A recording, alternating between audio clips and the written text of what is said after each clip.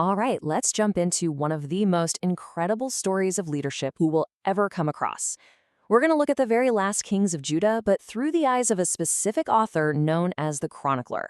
And trust me, this is no simple good versus evil fairy tale. This is a story of absolutely shocking comebacks and just tragic collapses. And that brings us to this really wild question. Is it even possible for the absolute worst, most villainous leader to somehow turn it all around? And, at the same time, for the most righteous, most heroic leader to end in total disaster? Well, the chronicler's answer is a huge yes, and it all comes down to one single idea.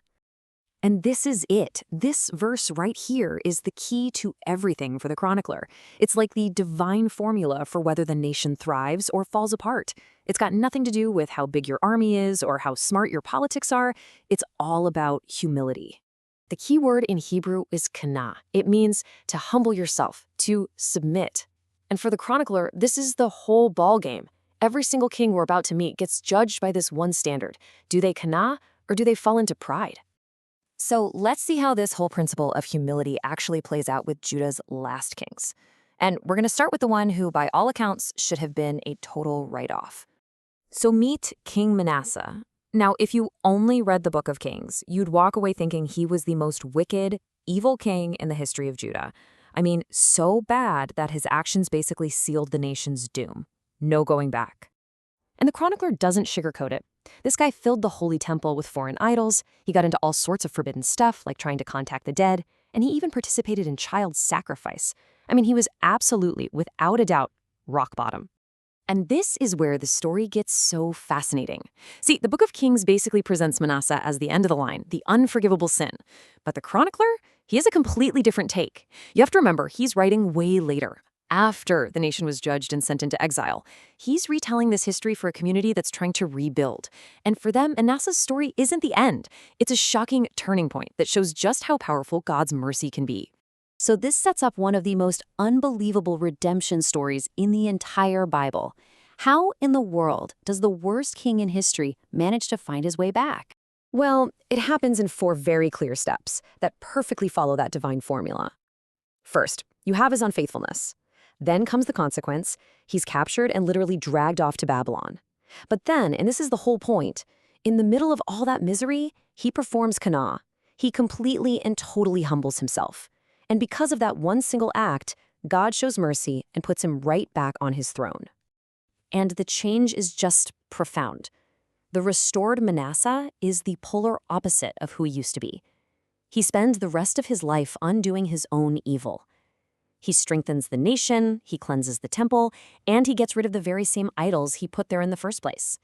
It's an incredible turnaround.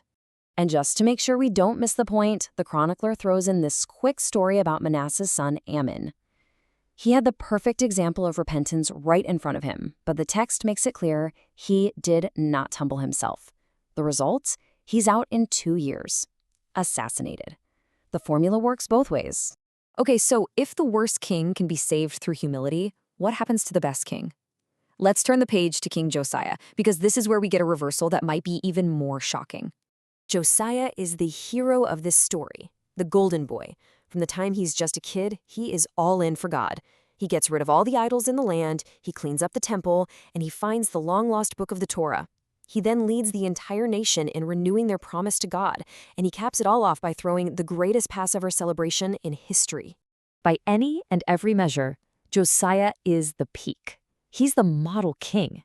It really looks like, under his leadership, the kingdom is finally healed. Everything is going right. So, where did it all go wrong? After hitting the absolute summit of faithfulness, the story takes this sudden, awful turn. The answer? Pride. You see, the old Assyrian Empire was getting weak, and Josiah saw a political opening. He decided to go pick a fight with the Egyptian army, not because God told him to, but because of his own ambition. He wanted to expand his territory, his influence. He overstepped. And the result was just catastrophic. Josiah, the great reformer, is killed in a completely pointless battle. It's just a sad, shocking end. And with their best king gone, the kingdom of Judah just unravels, leading straight to its destruction. So what are we supposed to make of these 2 stories? You've got the evil king who ends well, and the righteous king who ends in disaster. Well, this is where the chronicler brings it all home with his ultimate message about humiliation and hope. When you put them side by side like this, the pattern just jumps out at you. It's unforgettable. Manasseh, the worst, goes from bad to good. Josiah, the best, goes from good to bad. Where they started almost didn't matter as much as where they finished. And that's the big takeaway. For the chronicler, the final measure of a person isn't whether they start out as good or bad. It's whether they're willing to humble themselves. Manasseh failed epically, but he learned humility. Josiah succeeded brilliantly, but in the end, he forgot it. And this lesson applied to the whole nation. Their exile in Babylon was this huge national humiliation. But remember who the chronicler is writing for, people looking for a way forward. So he ends his entire book not with despair, but with this little glimmer of hope, a decree that says the people can go home. He's leaving the future open, basically saying that if the nation can learn the lesson of Manasseh, if it can humble itself, it can be restored too. And that kind of leaves us with a final thought to chew on.